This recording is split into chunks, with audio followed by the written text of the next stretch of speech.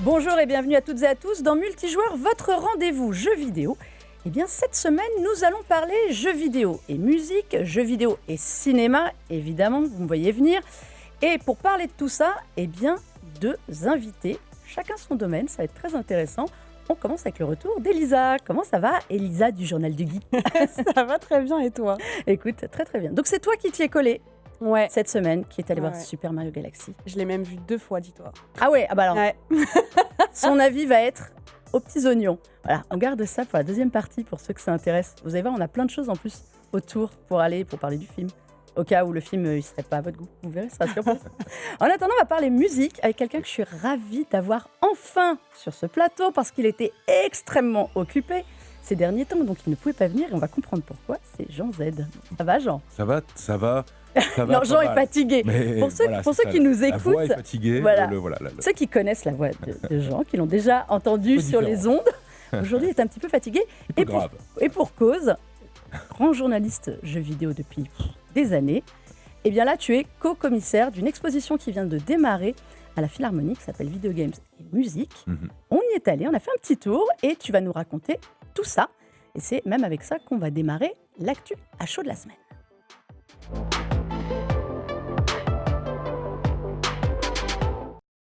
Et voilà, ben oui, t'étais oui. un petit peu occupé et on a vu pourquoi. On a vu le résultat. Ça démarre ce jeudi Oui, tout à pour le grand public Mhm. à la Philharmonie.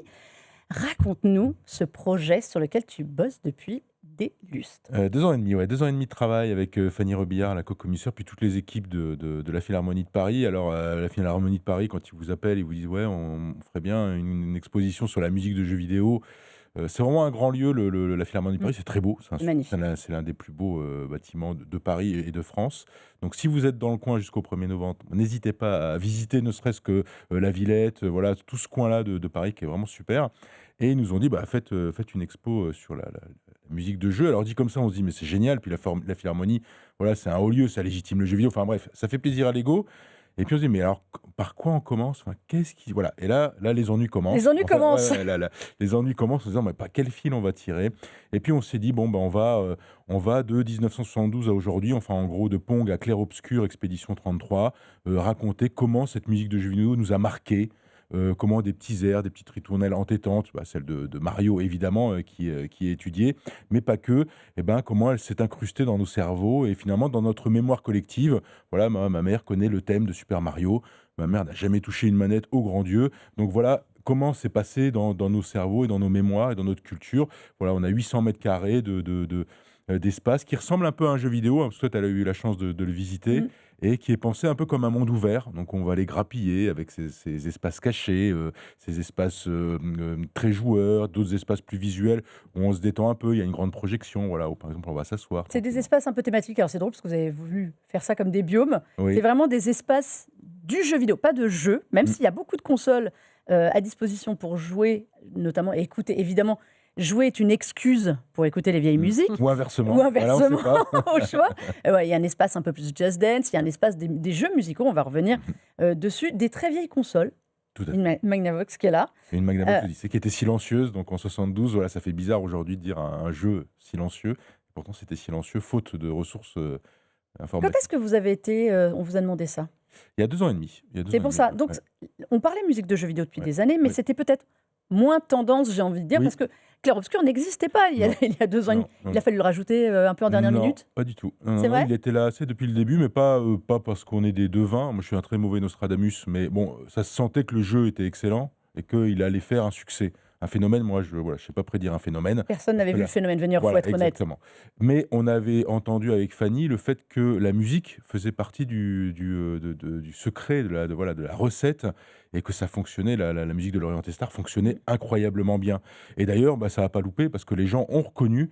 Et je pense que c'est l'une des premières fois où un succès, l'un des piliers de ce succès, c'est la musique et c'est verbalisé. C'est-à-dire qu'on en parle. On dit, Mm. il y a la musique de Clair-Obscur, elle m'a marqué, elle fait partie de ce succès. Donc je pense que voilà, non, c'était pas du tout aux dernières minutes. On a collaboré avec eux très très vite, avec Sainte-Foy Ouais, c'est- Interactive. Donc non, avec grand plaisir. Et donc c'est eux en gros qui clôturent cette chronologie, hein. Voilà, c'est Clair-Obscur, ce succès. Et je pense que oui, bah, on arrive un peu dans une bonne vibe, et ben tant mieux pour nous, quoi. On prend, hein.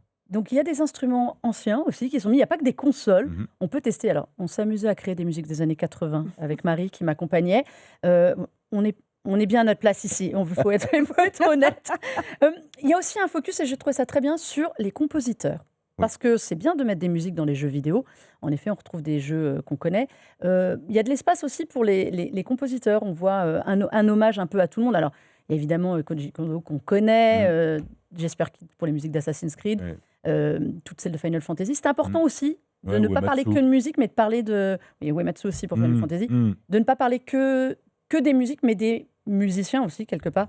Oui, il y a une trentaine de stations, donc bon, pour les joueuses et joueurs, c'était voilà, c'est super. Effectivement, ils ont un espace de jeu, mais donc on a encore cette grande projection qui effectivement permet aux gens de souffler et de se dire ok, moi je fais autre chose, je vais regarder. Il y a 1h10 de programme autour de la culture musique jeux vidéo, et effectivement il y a ces portraits, 16 portraits de compositrices, de compositeurs. Pourquoi? Parce que finalement, on s'est rendu compte qu'on nous on les connaît les visages, enfin certains visages, mais pas tous. Et en fait, c'était l'idée de les personnifier, enfin de leur donner un vrai visage à Jesper Kid, voilà, à Koji Kondo, à Uematsu, et leur donner et de demander effectivement, comme à Annelise Bouvière, à des illustratrices et illustrateurs de jeux vidéo qui travaillent dans les studios de jeux vidéo, de faire ces illustrations. Voilà, c'est pas des illustrateurs externes, c'est bien des gens qui gens du jeu appartiennent au secteur, et ça nous paraissait aussi important voilà, de leur rendre hommage. En fait, c'est une grosse célébration, hein. Et du jeu vidéo, on m'a posé la question hier, mais est-ce que c'est une expo sur le jeu vidéo ou sur la musique de jeu? Difficile de séparer les deux en réalité, en fait. Voilà, C'est vrai, compliqué. parce que Et Fanny est musicologue. exactement. Travaille avec toi. Toi, tu as la partie journaliste. Voilà. C'était l'équilibre à trouver entre les deux, c'est-à-dire ne pas être trop technique sur voilà, comment est-ce qu'on est passé des petits bips sonores à aujourd'hui de l'orchestration symphonique Exactement. à je ne sais combien d'instruments. Expliquer, mais aussi faire écouter. Et l'équilibre, il était facile à trouver. Non, ça a été assez complexe quand même, parce qu'il faut trouver aussi une scénographie, et la scénographie, enfin voilà, c'est-à-dire les biomes qu'on a installés. Je vais pas spoiler, il y a un tunnel et il est grand. Voilà, c'est assez imposant. Enfin, quand on va là-dedans, on se dit waouh. Même nous encore, moi quand je l'ai vu la première fois, parce qu'on le voit sur plan, on voit des architectes qui nous en parlent, et quand on le voit sur plan, on fait ah oui, quand même. Et donc il a fallu mêler effectivement ce côté musicologue, voilà, expliquer comment elle était interactive et ce qui rendait singulière cette musique, et peut-être ce qui la rendait singulière à notre mémoire, pourquoi on l'a gardée en tête. Je reviens sur Super Mario, c'est assez simple. Il y a la musique, et cette musique intègre les bruitages. Mais les bruitages, ils sont faits en temps réel par nous, les joueuses et les joueurs. Ils arrivent comme ça, de manière extrêmement aléatoire. Et pourtant, tout se marie. Et ça, Koji Kondo, il a réussi ce mariage. Et nous, il nous fallait réussir ce mariage des joueurs et des non-joueurs, et de se dire, ouais, mais si papy, mamie, ils s'y connaissent pas, mais ils ont un peu de curiosité, je pense qu'ils iront se balader dans une exposition qui est un peu comme dans un jeu vidéo, c'est un peu voilà, allez explorer et l'expo va vous récompenser. Voilà. C'est vrai que c'est en mode un peu open world. Il n'y a pas de tracé. Non. C'est vraiment, Il y a un vous y début, allez. Il y a un début, il y a un début, et une puis fin. après- Au début, vous faites ce que vous voulez. Exactement. C'est vrai qu'on voit là des mosaïques en hommage à Invader. beaucoup de Space Invader, un peu de tout. Elisa, la musique, ça te dit quoi dans les jeux? C'est quoi ta première musique un peu marquante?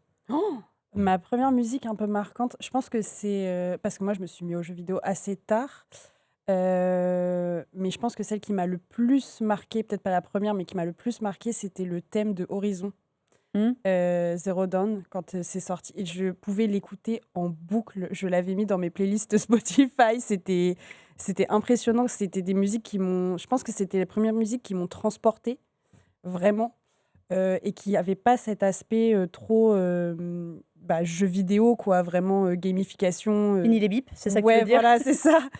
Mais après, je pense que oui, ça doit être Mario, comme un peu tout le monde.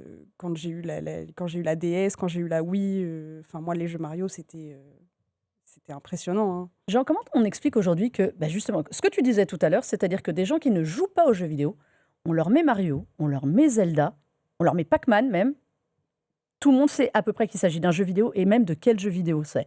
Pourquoi ils ont marqué autant? Alors, je pense qu'ils ont vu aussi, ils ont vu des gens jouer de leur entourage, et je pense qu'à force de voir des gens jouer et des parties passées, je pense que les ritournelles entêtantes, elles deviennent vraiment entêtantes, peut-être même agaçantes parfois, mais en tout cas entêtantes, et qu'ils le retiennent. Et puis, c'est des marqueurs d'époque. Enfin voilà, Pac-Man, c'est des marqueurs d'époque. Il faut se rendre compte de quand ça a immergé. tout à coup, on s'est dit: «Mais qu'est-ce que c'est? C'est quoi? C'est du jeu vidéo?» Et même quand on n'était pas joueur, il y avait une grande curiosité. Aujourd'hui, on vit dans une, voilà, il y a une c'est pas qu'une surproduction, mais il y a vraiment une production tellement immense que c'est difficile de, voilà, de voir, quelque chose extirper. Ceci dit, Clair Obscur a bien fait cet exploit, a bien réalisé cet exploit. Bah, à cette époque, voilà, il y avait un Pac-Man, cette musique, enfin tout allait bien. Enfin le gameplay est formidable, la musique est formidable et ça reste, mais c'est vrai que ça reste encore un mystère et on a creusé ce mystère en se disant: «Mais pourquoi?» Et nous, on a une explication, c'est que ça passe quand même beaucoup par le corps, c'est quand même des musiques assez physiques Mmh. et c'est pour ça que c'est les jeux musicaux, on a mis des jeux musicaux, mais c'est surtout pour dire: «Jouez et rendez-vous compte de la musique, comment elle va vous passer au travers». Le Guitar Hero, le Dance Dance Revolution, la salle Just Dance, voilà, les gens dansent voilà, et cette musique-là, elle passe au travers de nous. Ah, c'est vrai qu'on a tous rigolé sur cet espace parce qu'il y a un espace où on revoit. Alors, pour ceux qui étaient en âge de jouer à l'époque, les années, on va dire quoi, 2008, 2015, Ouais. 2010-2015, Ouais. c'était quand même la grosse mode Mmh. de ces Guitar Hero, de Ouais. Rock Band, de toutes ces choses où il y avait ce jeu dont je n'arrive jamais à me souvenir le nom avec les maracas. Oui. Où, Ah euh, oui, Le maracas, je sais hein. plus. oui, où on n'arrêtait pas de jouer, il fallait taper Mmh. en rythme. Ou les temps. Mhm. Et c'est vrai que vous avez recréé cet espace et Mmh. on a là tous les vieux, il faut le dire quand même, on a regardé ça, fait ah oui, tu te souviens quand on jouait à ça, à ça. Et c'est des marqueurs aussi. Est-ce Mmh. que la musique, elle passe, comme tu dis, par le corps, mais est-ce qu'elle passe par rapport au cinéma, où aujourd'hui, je trouve, on a moins de thèmes marquants, Mmh. moins fréquemment que par le passé? Est-ce que c'est pas parce que justement, le jeu vidéo, on est acteur, quelque part? Donc, on a des actions liées aux musiques qu'on entend. Et Oui. d'ailleurs, le jeu vidéo est devenu beaucoup plus interactif dans ce sens.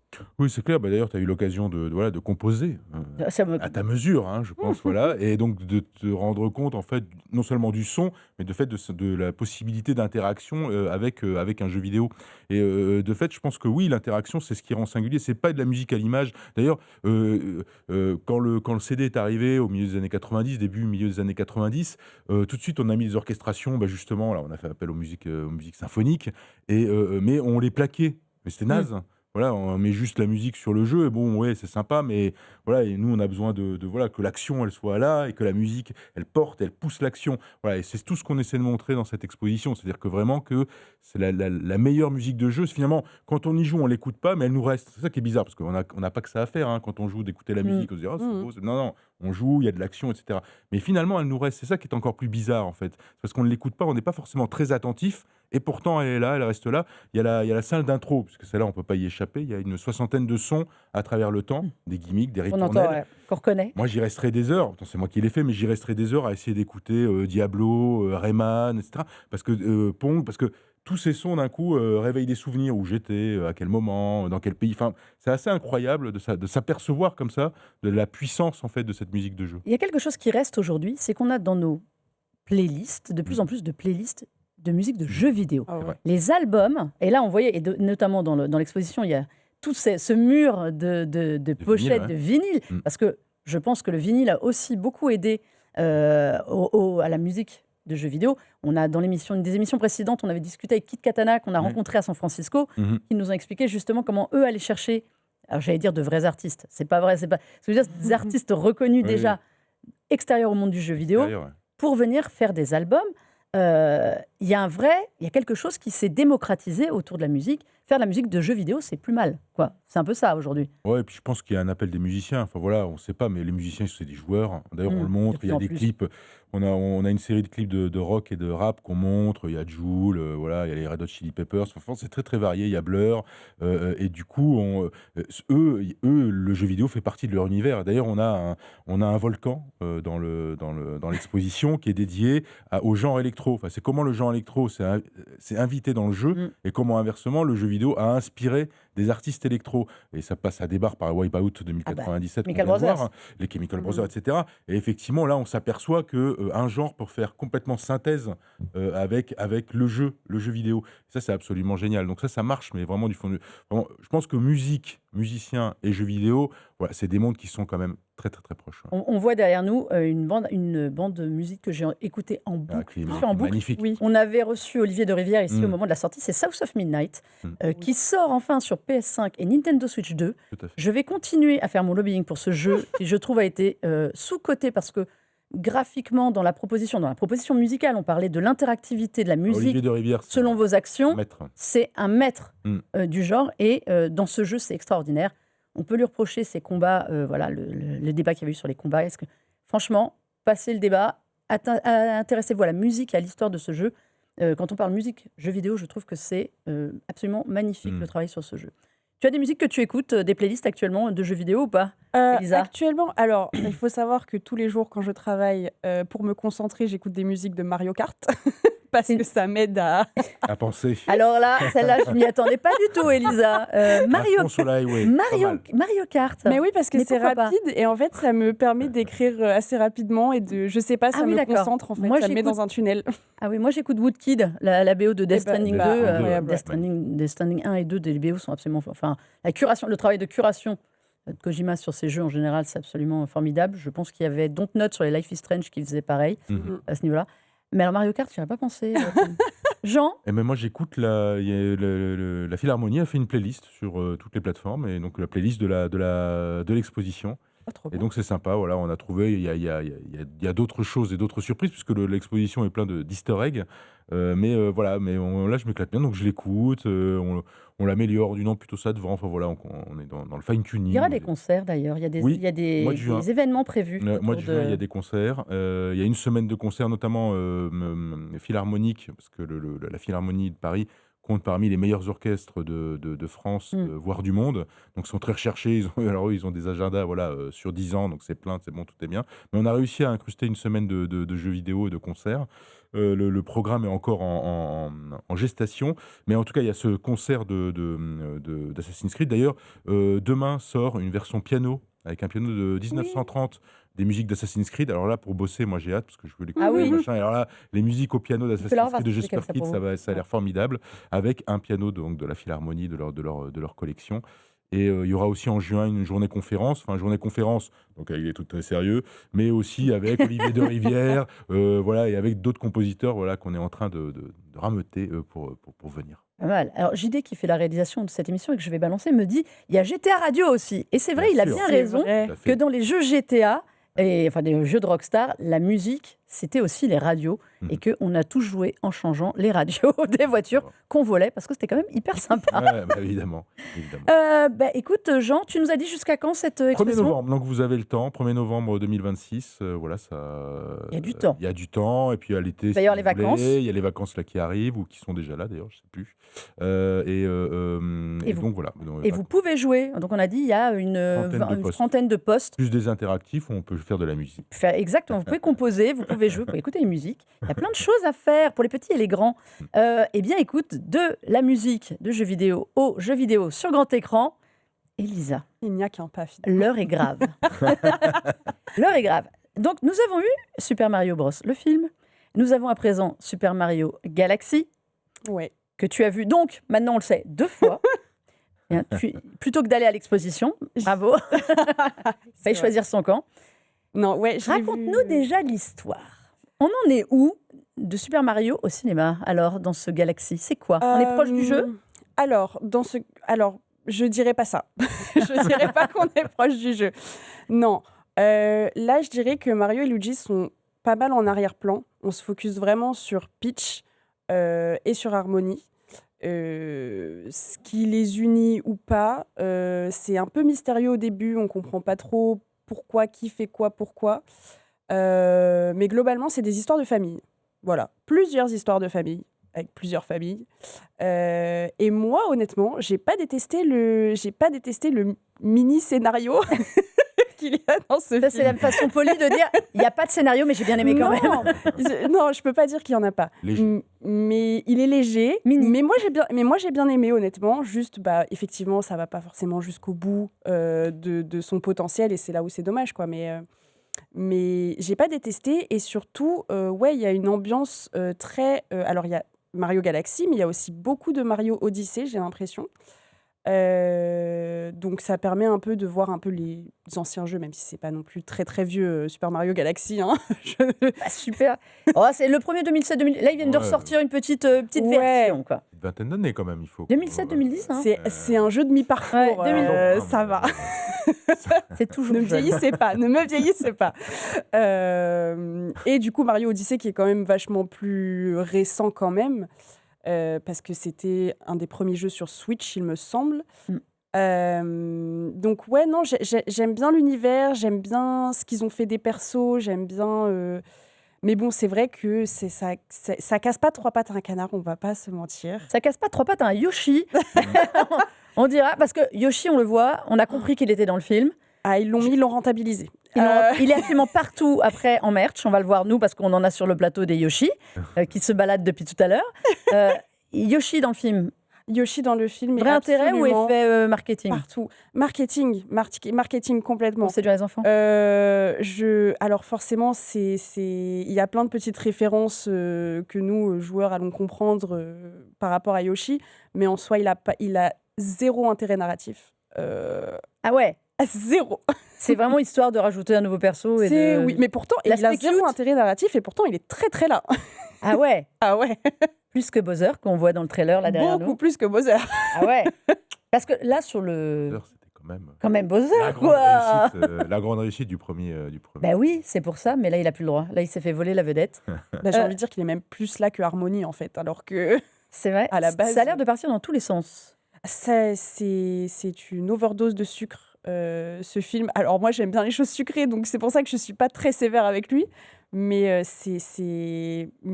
on parlait de la musique, musicalement parlant, c'est non-stop. C'est un trailer permanent. C'est un trailer permanent. C'est une succession de capsules TikTok mises bout à bout. Ah ouais. Ouais. Ça fait vraiment cet effet-là quand on sort. La première fois que je suis sortie de ce film, j'étais waouh. Donc j'y suis retournée une deuxième fois, puis je l'ai regardé en VO. C'est moins bien, évidemment. Il vaut mieux le voir en français? Ah, il vaut mieux le voir en français, largement. L'écriture est bien meilleure. Les voix, l'interprétation des acteurs est bien meilleure. Mais du coup, j'ai été le re-regarder une deuxième fois et en fait, j'en ressors moins submergée. Mais quand même, d'un œil extérieur, je peux dire que ça t'a pas emballé plus que ça.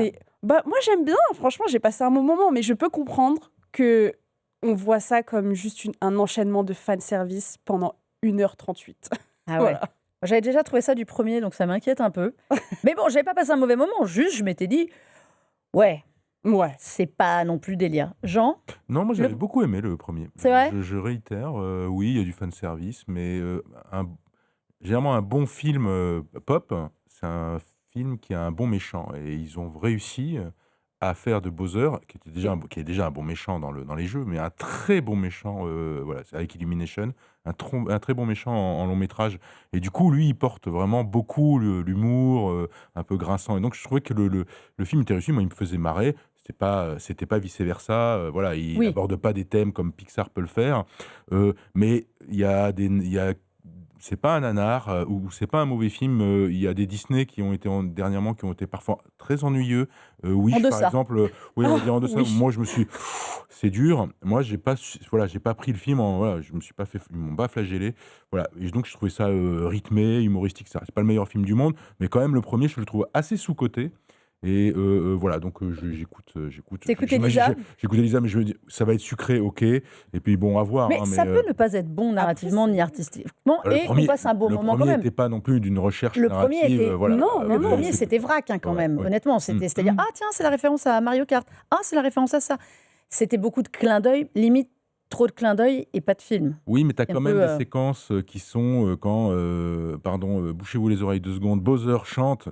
Ah, mais ça, c'était drôle. Non, c'est pas drôle. C'est juste, tu le mets, tu fais, ok, ça, c'est une scène qui restera. Oui, c'est ça, c'est ça que je veux dire, c'est ça. Tu peux te battre, elle est là, quoi. C'est ça que je veux dire. Ça, c'était un bon moment. Ouais. Mais globalement, c'est vrai que le film n'était pas. Il était plein de petites choses à picorer. Comme tu dis, je trouve que c'est des films presque à la découpe pour faire des séquences. Oui. Plus le deuxième. Moi, le premier, je le rejoins. Franchement, j'avais bien aimé. Mais j'ai pas dit que c'était désagréable. Moi, j'ai vu plusieurs fois. J'ai juste trouvé que j'étais un peu restée sur ma faim parce que je m'attendais pas à un chef-d'œuvre non plus.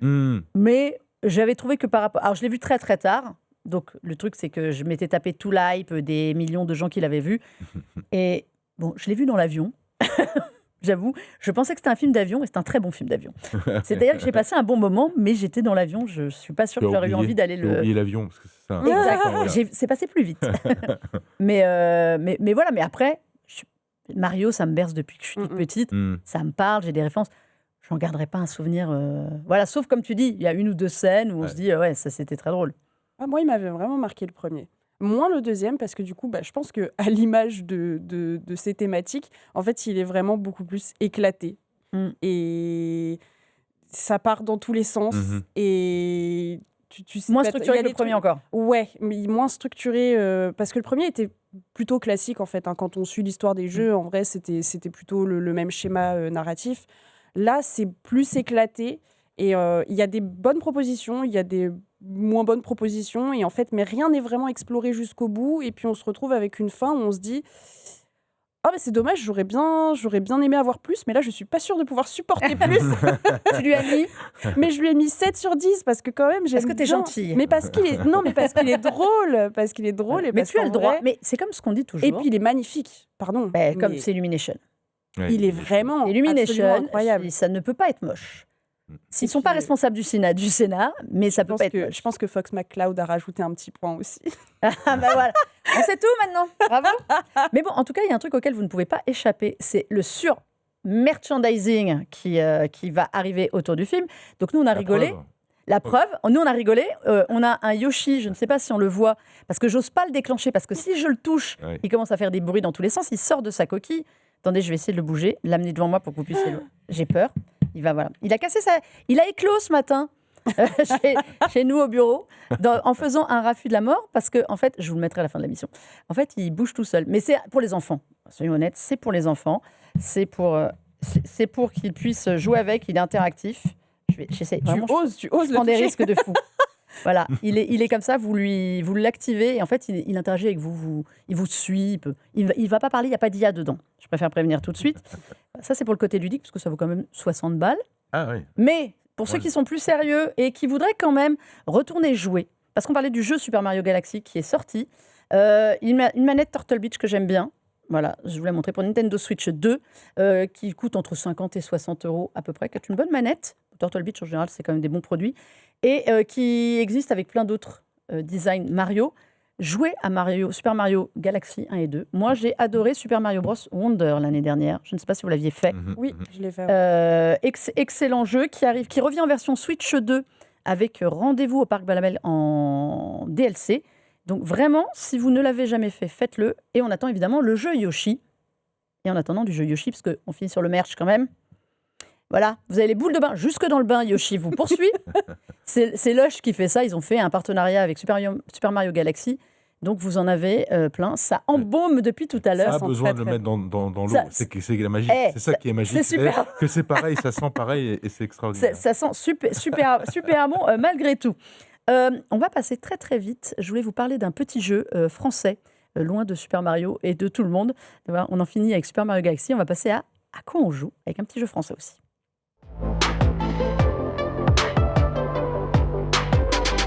Il ne me reste pas beaucoup de temps et je voulais parler d'un jeu français. Et Jean, eh bien, j'ai découvert, il joue aussi en ce Tout à moment, fait. qui s'appelle Darwin's Paradox. C'est donc, sur le paradoxe de Darwin, pour ceux qui savent, c'est un peu l'histoire. Comment on pourrait expliquer ça sur les fonds marins? C'est comment nous survivrions-nous Tout à fait. Je vais y arriver. Bravo. C'est Très ça, bien. bravo. une fois que tout le monde serait un peu, tout serait pollué et comment le monde marin peut survivre. Et donc Ouais. c'est l'histoire d'une pieuvre, j'ai dit un octopus, d'un poulpe, d'une Un pieuvre qui se retrouve loin de son environnement naturel et qui doit tenter d'y retourner. Est-ce que j'ai bien pitché ou pas? Oui, et pour sauver son copain, parce que bon, Voilà. ils sont enfin, son mentor, et les deux, ils sont quand même largement menacés de devenir des boîtes de conserve. Voilà. Face Donc ça- à un géant de l'agroalimentaire qui vous promet, YouFood, qui vous promet évidemment de bien manger, mais ne veut pas vous dire ce que vous allez manger. Voilà. Donc, il faut se servir des capacités de ce poulpe pour progresser. C'est un très beau jeu. C'est un très beau jeu fait par une quinzaine de personnes, dont je pense des petits génies de l'animation, parce que quand on voit la qualité du jeu, c'est un jeu d'évasion, c'est-à-dire d'évasion dans le sens où on est dans les années 50, avec une bonne ambiance espionnage, et donc il va falloir éviter, parce qu'il n'est pas très très fort non plus, il n'a pas des flingues partout, donc Il n'a pas C'est des plutôt- super pouvoirs. voilà, c'est plutôt une stratégie d'évitement, mais c'est vraiment très très bien fait. Enfin, moi je joue quand je peux, entre 2h et 3h du matin, quand on veut bien me laisser le temps avec l'exposition, et donc quand j'ai ce temps, je me régale bien, parce que franchement, on m'avait promis un jeu d'ambiance, c'est un peu plus, voilà, le gameplay est pas révolutionnaire, mais Il a ses petites astuces. Il Mais- faut réfléchir pas mal Ouais, pour savoir ouais. comment avancer. Il faut se servir. Alors, comme tu dis, notre gentil héros n'a pas beaucoup de pouvoir. C'est-à-dire il a ses ventouses pour s'accrocher et il peut a faire de des jets l'encre. d'encre pour se camoufler. C'est surtout le studio qui est derrière, ZDT, studio parisien, ce sont des spécialistes de l'animation et du film d'animation. Et ça se sent parce que c'est vraiment un film d'animation à jouer. Honnêtement, sur les productions, les Pixar, les choses comme ça, ils n'ont pas grand-chose à leur envier. Au début, j'avais peur que ce soit vraiment que les cinématiques qui soient très très belles. Et tout. Non, le jeu est comme ça, Non, c'est de tout le A cas. à Z.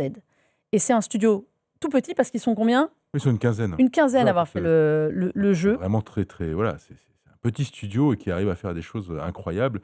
Et c'est ultra divertissant. Musique sympa, années 50, un peu voilà, à l'américaine, un peu paranoïaque. C'était vraiment très, très belle réussite. Puis c'est d'ailleurs Konami, c'est un éditeur japonais qui Qui est allé les chercher. Exactement. Donc, bon, preuve de la qualité. Et alors, ce qui est très drôle, c'est que donc, le jeu n'est pas très long. Il fait entre 6-8 heures maximum. Mais surtout, ils ont trouvé un truc, c'est que pour à peu près les 30 minutes, en fait, vous avez une espèce de mécanique de jeu qui change.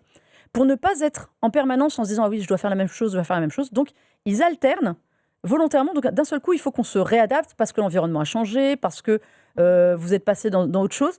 Donc, à peu près, ils ont joué là-dessus, sur le fait de se dire « On ne veut pas que ce soit trop linéaire ». Et donc, c'est très, très dynamique. Moi, je trouve que c'est un petit jeu malin, sans prétention, qui est dispo en plus sur à peu près tous les supports. Darwin's Paradox, donc on voulait vous en parler. On parlait de musique, en revanche, c'est très, très léger. C'est quasiment muet, quoi, le jeu. Donc, il n'y aura pas de... Voilà, c'est vraiment le côté, on suit son personnage, il est dans ses environnements aquatiques ou terrestres.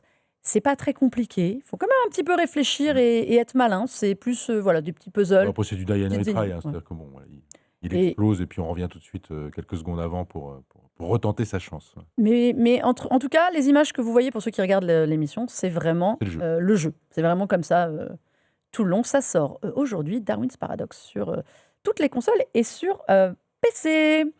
On est arrivé au bout de cette émission. Voilà. On n'a pas eu le temps de tout aborder ce qu'on voulait, mais on a quand même fait l'essentiel par les jeux vidéo et musique avec Jean. J'étais Merci ravie beaucoup de pour t'avoir. l'invitation. Et puis bienvenue à la Philharmonie si vous passez du côté de Paris. N'hésitez pas à aller voir l'exposition, je vais y arriver, Video Games and Music à la Philharmonie, ou d'aller voir sur les bons conseils d'Elisa, je balance, Super Mario Galaxy. Arrêtez, c'est pas un mauvais film. Elisa cherche du monde pour aller le voir une 3e fois, si vous voulez. Pourquoi pas, finalement. Merci Elisa, on te retrouve sur le Journal du Geek. Ça, et C'est ça. aussi sur ta chaîne. Et aussi sur Twitch, ouais. Exactement. Voilà. Donc ce sera très sympa. En tout cas, merci à vous deux d'être venus, d'avoir partagé tout ça avec nous. Et vous pouvez regarder cette émission en replay sur la chaîne Tech & Co, sur le site BFM Tech, chaîne YouTube BFM Tech et la plateforme RMC BFM Play. Et évidemment, nous écouter en podcast partout. On se dit, à la semaine prochaine, on parlera e-sport, figurez-vous, la semaine prochaine. Voilà, ça change, on varie les plaisirs. En attendant, jouez bien et à très vite.